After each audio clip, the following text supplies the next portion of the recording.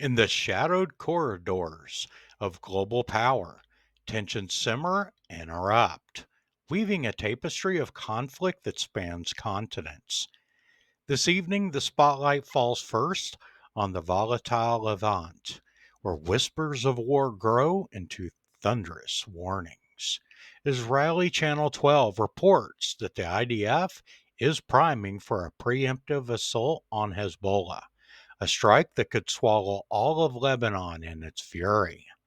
The militant group, once battered, has clawed its way back to near full strength. Rockets amassed, drones humming, fighters drilled for the fray. Picture the borderlines crackling with anticipation. Sporadic clashes escalating into a potential blitz.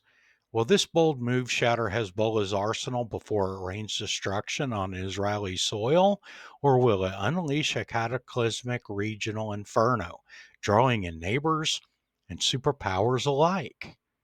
But as the Middle East teeters on the brink, another storm brews in the heart of Latin America, where Venezuela's fragile grip on stability frays under sabotage and shadow games. Imagine the scene: three vital transmission towers toppled in acts of deliberate destruction, as declared by the National Electric Corporation, leaving vast regions plunged into blackout chaos. Whispers from Venezuelan sources paint an even grimmer picture. 7 special forces allegedly lacing explosives across the nation's lifelines, tunnels echoing with hidden charges, hospitals wired for calamity, bridges and refineries rigged in urban strongholds.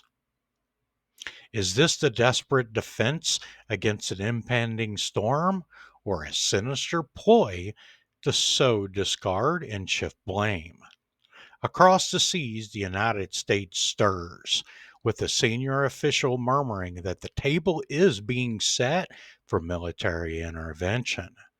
A U.S. Air Force KC-135R Strato tanker is slicing this evening towards the Caribbean, its refueling prowess a harbinger of airborne might.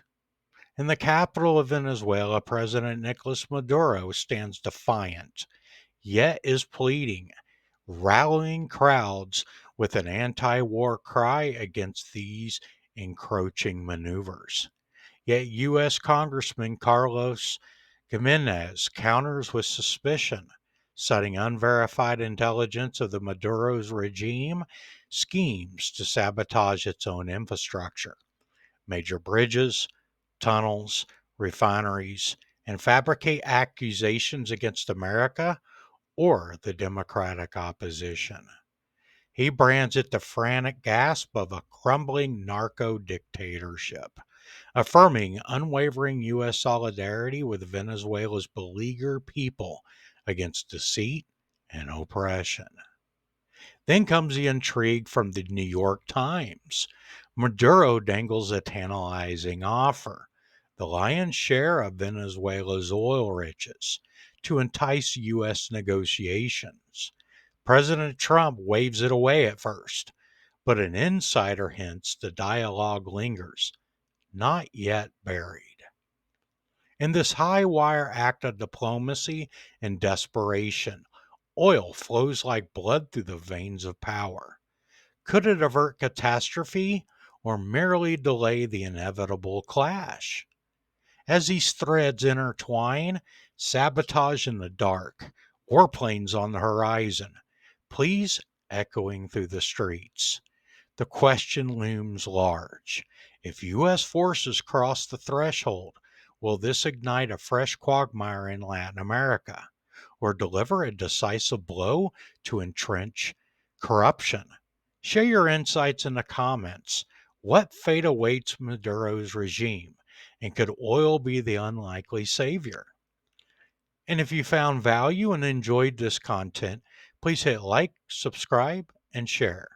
You can support us on Patreon for the same amount of money as a cup of coffee. And as always, thank you for watching and stay informed.